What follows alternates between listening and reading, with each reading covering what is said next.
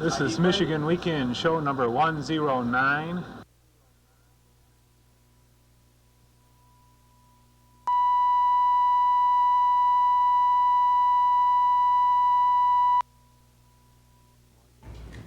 Boy, Kathy, November 15th is going to be a great day this year. November 15th, what's that? Oh, come on, that's the opening of deer season. Oh, I'm sorry, I forgot. 600,000 other hunters and myself are looking forward to getting up in the North Woods, and we set up deer camp with a tent.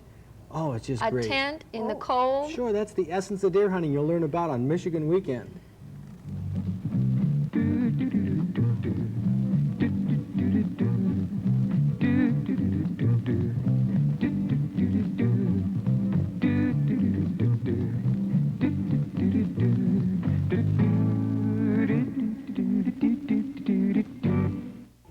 Hi there, I'm FredTrost, and the outdoor feature I have for you tonight is on deer hunting out of a tent. Now, some people may question my sanity on going up the third week in November and sleeping in a tent during deer season, but I really enjoy it, and I think you'll find it interesting. And I'm Kathy Fleck, and I prefer to stay in a little warmer area in November. One very interesting place to go with the family is Frankenmuth. We'll visit some of the unusual shops and indoor attractions in Frankenmuth on this edition of Michigan Weekend. Michigan Weekend is brought to you in part by your one-stop shopping store, Meyer Thrifty Acres. And by AAA of Michigan. We want to do more for you. We'll take a trip to Frankenmuth right after we check it out at Meyer. Deer season only comes around once a year in Michigan, and if you're a hunter, you want to be ready. This week at Meyer Thrifty Acres, there's a big selection of insulated hunting coats and hunting pants, as well as a variety of insulated coveralls. And the thing is, if you pick up the one-stop shopping guide and clip out the coupon, you've got yourself $5 off on deer hunting clothing. If you prefer an insulated jacket with insulated pants, hey, you can buy each for $5 off with the coupons.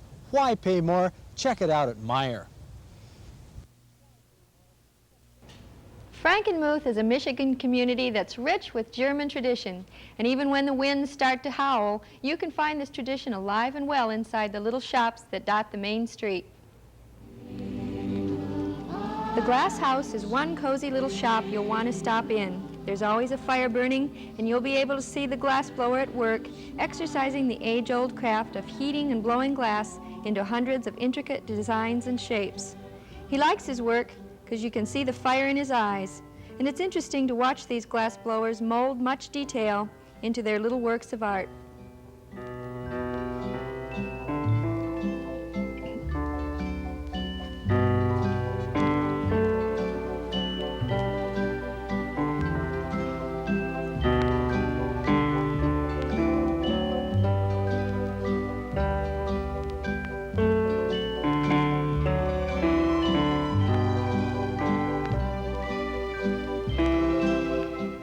So there's the Glass House, one place in Frankenmuth to watch artisans at work.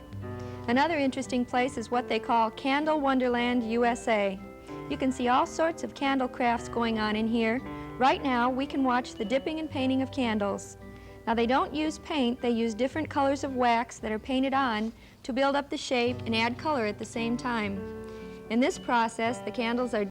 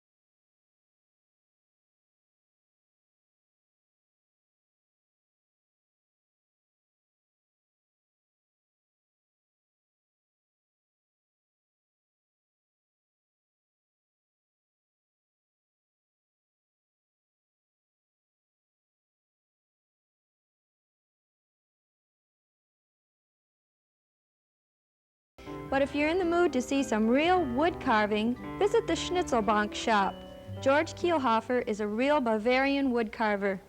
It was in 1948 when I left school. I was 14 years of age. We asked around where we could have a chance to be an apprentice, like as a barber or a baker or something like that. I didn't think about carving. But we had to make some money to make a living. And my mother and I went to the Historical Museum. They gave our job, and so we did doll furniture for them. And at that time, I had a chance to get to know the wood carving school, which is right next to it. And so we asked them about starting as a wood carving student there. So I started in September 1908, and I stayed there for 6 years. 4 years wood carving and 2 years cabinet making. That wasn't required, cabinet making, but I took it up anyway because it's good to know how to make a cabinet, because a carver should know all the basics too. After I was through with school, there was, in '52, I left my hometown and went to Munich, worked for a carving shop there for 13 years. And Mr. Brunner from Christmas decoration here used to buy carvings from the shop I worked for. And he asked my boss if they would have a carver to send over here for the festival. And so they sent me over 2.5 weeks with, which was a real nice chance to get to know people over here and the life. I took this over with my wife, and a year later we were back, immigrated to the States. And we stayed since '67 now. We go back and forth once in a while. Why does George chew on a wood shaving while he carves? Well, he says all the wood carvers do it. So there's just one more tradition that's alive and well in Frankenmuth. A handful of people make a small crowd in the Schnitzelbank, but if you want crowds, try the famous German restaurants such as the Bavarian Inn, Zender's, or the Black Forest. The original hotel that stood at this site had a capacity of 25 people, but now the Bavarian Inn can and has served over 4,000 people in one day. And what do you think these people stand in line for? You know it must be something good. Well, for most of them, it's the famous Frankenmuth-style fried chicken. And there are lots of trimmings to go with it. Mashed potatoes, dumplings, vegetables, whatever you'd want to make a delicious luncheon or dinner. The setting, of course, is strictly Bavarian. There are several dining rooms, each with a little different mood and decor, but they're all full of hungry people who are really enjoying themselves.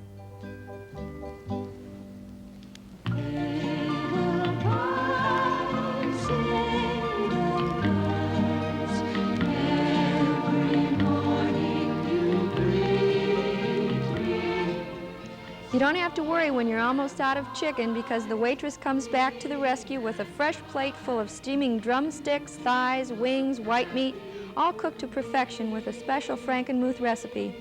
The great thing about this Frankenmuth tradition is that it's all you can eat, family style and delicious.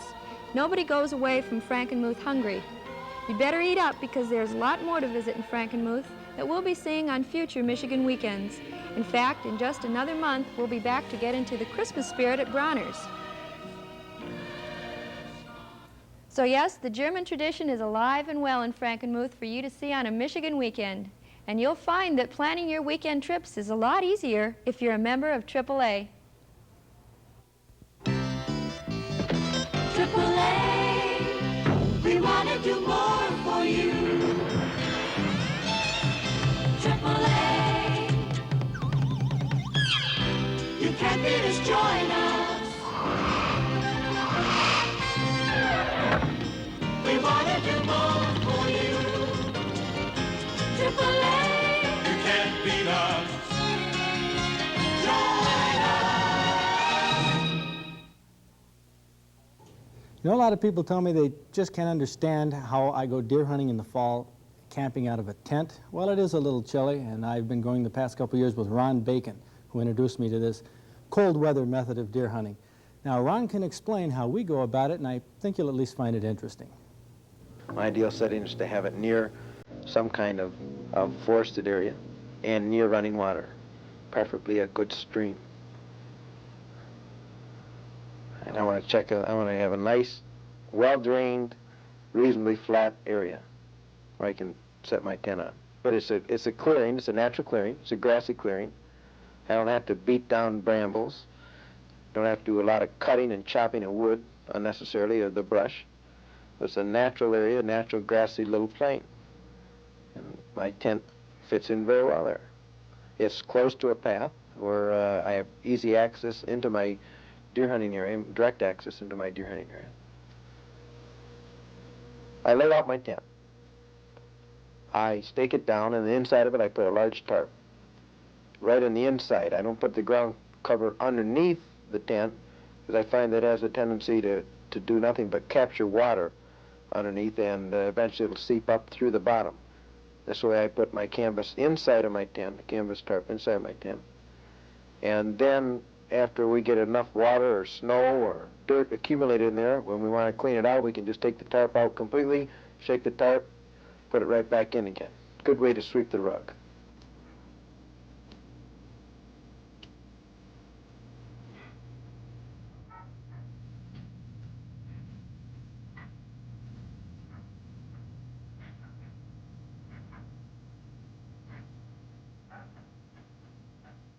Inside the tent, I like to use a solid mattress, either a foam mattress or 6-inch little single bed mattress, rather than a air mattress. Air mattresses have a tendency to be very cool, downright cold in bitter weather. If you do not think that one bag is going to do it, take along a second one, a lightweight summer bag over a cold weather bag. Will keep you plenty warm. Don't leave that summer bag at home. You may need it if it gets down awful cold. I take a cot along, not necessarily to sleep on, because again, I find that they can be much cooler than just sleeping on the ground itself. However, the cot keeps a lot of materials off the ground or off the floor, acts sort of as a drying rack, and also as sort of a divider for the different types of gear you're taking along.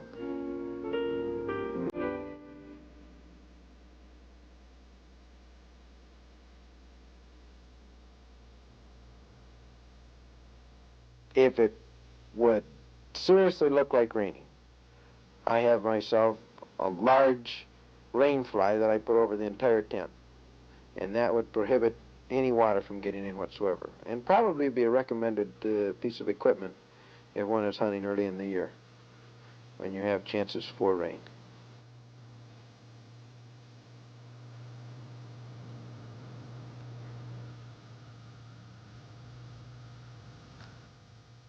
Right, I have a tree right next to it, so that makes it very convenient.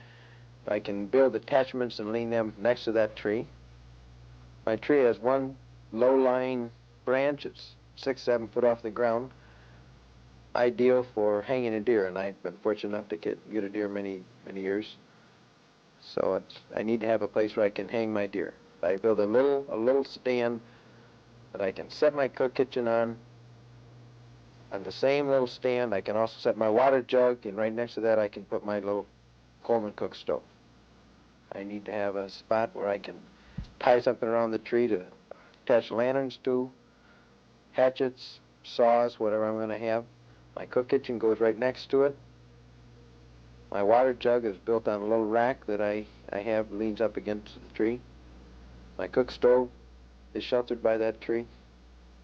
It's all compact, and I can cover it over with a single tarp to keep it out of the elements. It's my own complete little kitchen next to the tree.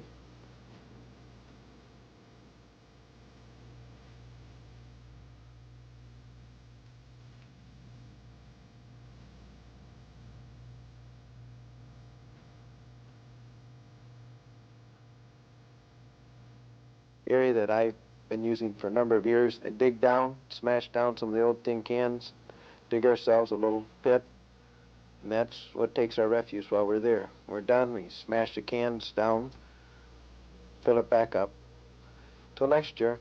Next year we dig up the same hole again and start all over again. Doesn't seem to accumulate too quickly.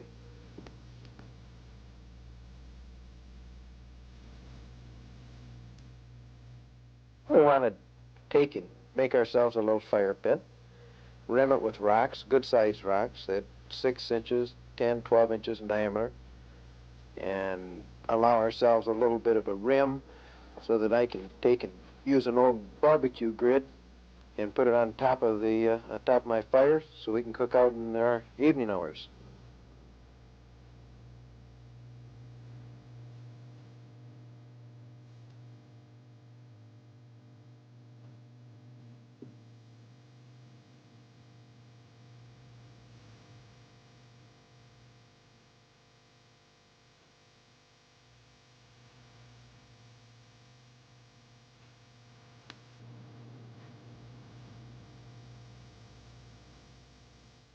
I like to gather enough firewood so that if I was to have 3 or 4 days of rain, I could still have dry firewood. So the first day that I arrive at my deer camp, after the tent is erected, after the kitchen area is set up, we'll go out and seek up enough firewood, good, dry, well-cured wood, and take it, cut it up, stack it, and cover it with a small tarp. That way it'll take snow, rain, and we still have dry wood. Nothing is as enjoyable as a good fire at the end of a good day of deer hunting.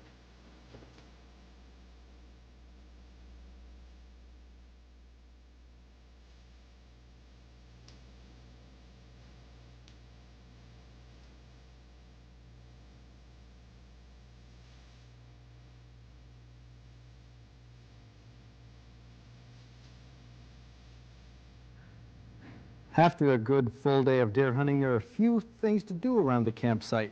First of all, shuck all the clothes we've been wearing all day and put on something a little more comfortable after washing up.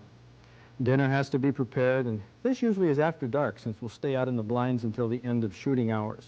And lunches have to be made for the next day. I tell you, it's a lot easier to take care of these things at the end of the day than it is in the wee hours of the morning when the alarm clock breaks the frozen silence. But sitting around the fire when all the chores are done is really one of the most enjoyable parts of the day. Of course, I would be remiss if I didn't point out that this was also the time of the evening that a vote is taken around the campfire. Do we have enough energy to go into town and celebrate the 1977 deer season with a bunch of fellows we haven't seen for a whole year? Well, to be honest with you, chances are the campfire will be doused for a few hours as we go in town to celebrate. Now, we're either going to celebrate getting a deer or not getting a deer. It really doesn't make any difference. Now, that's the story on our little deer camp in a tent. It isn't much, but during the 3rd week in November, it's home. We're going to be right back with a terrific deer camp recipe after this message from Furlong. You're looking at a Furlong stainless steel arrow, the best you can buy. Why? It has smaller diameter, less air drag, more accuracy than any other arrow. The snap-on nock is made from a fully adjustable space-age alloy which won't crack in the cold or soften in the heat. And all Furlong arrows will be replaced if they ever kink, crack, or break. Compare that with any other arrow. Produced here in Michigan by MW Furlong, lifetime products through space-age technology. And now here's a deer camp recipe that's guaranteed to warm your heart. Sweet and spicy chili. Now this chili is great for deer camp because you can make it up in advance, freeze it, and thaw it out at camp just before you heat it up. That's all it takes, just heating it up over your camp stove or over the campfire. That couldn't be any easier.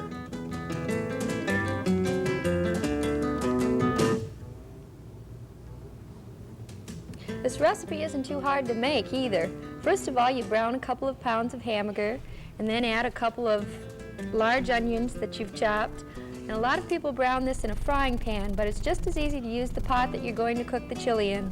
Saves washing an extra pan when you're done. Now, consulting the recipe booklet, we find that there's really nothing complicated about the rest of the ingredients. A 1/4 teaspoon of salt tossed into the pot, followed by 2 cans of tomato soup.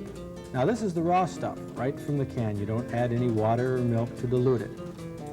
Now after you've added the 2 cans of tomato soup, 2 cans of chili beans go into the pot.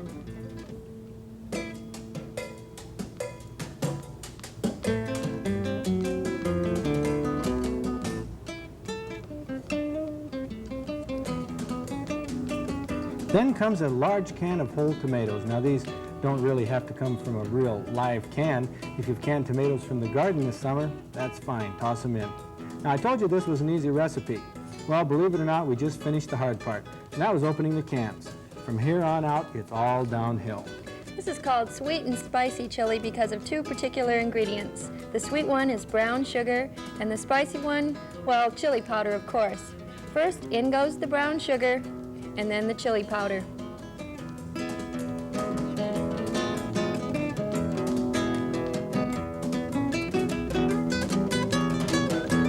Fred, do you know how much chili powder to put in there?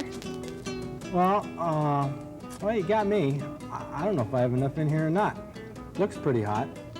But you know, actually, even though it looks like an explosive mixture right here, when this batch of chili was done, it really could have used a little more chili powder. But it's hard to tell that when you're making it. Remember, you can always add it later, but you can't take it out, so be careful. That's all there is to it. Simmer this for a while on the stove, and all you need to do is heat it up when you want to eat it. And this is really good chili. Perfect for deer camp because it's a good hot meal that's easy to prepare since all you have to do is heat it up. It's simple and delicious. For a free copy of this recipe, stop by the sporting goods department of your local Meyer Thrifty Acres store or drop into your nearby AAA office and pick one up. Fall recipes for a Michigan weekend are free. Terrific recipe. And now we're going to be right back with an extremely essential tip if you travel in Michigan about travel preparation. But first, this message from Meyer Thrifty Acres. When camping in the fall starts to chill your bones, a good hot meal can really make a difference. At Meyer Thrifty Acres this week, you can buy this Coleman 2-burner camping stove for only $17.88. Now that's a good price. And to shed some light on your campsite or to help take the chill off in your tent, how about using this Coleman 2-mantle lantern, also only $17.88 at Meyer? Take your choice, only $17.88 each, and that, my friends, makes it worthwhile to check it out at Meyer Thrifty Acres. Kathy, have you ever had difficulty remembering things when you go on a trip? Oh, yeah, but you know, some people tell me to make a list, and that helps some people to remember things. Sure it does, but you know, I've developed a technique that if you follow these steps, there's no way that you're gonna forget items. You're gonna learn a good lesson in memory. Okay. Okay, just watch this and you'll see how.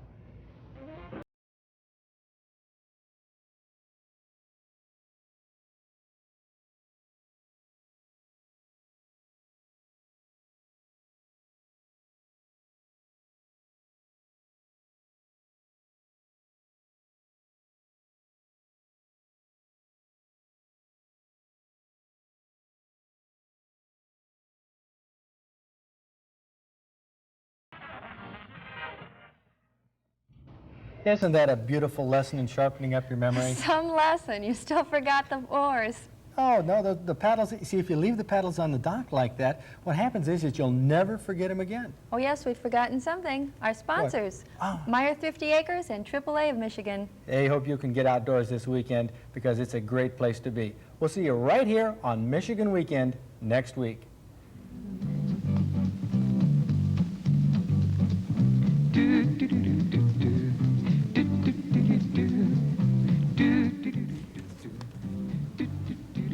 Next week on Michigan Weekend, Ron Bacon, who's taken a deer every year for many years, will illustrate his opening day strategy that's brought him success. And Lee Hartman, known as the Barn Lady in Michigan, will give us a fascinating tour of some historic Michigan barns that you may have seen but not noticed in your travels. That's next week on Michigan Weekend. Do, do, do,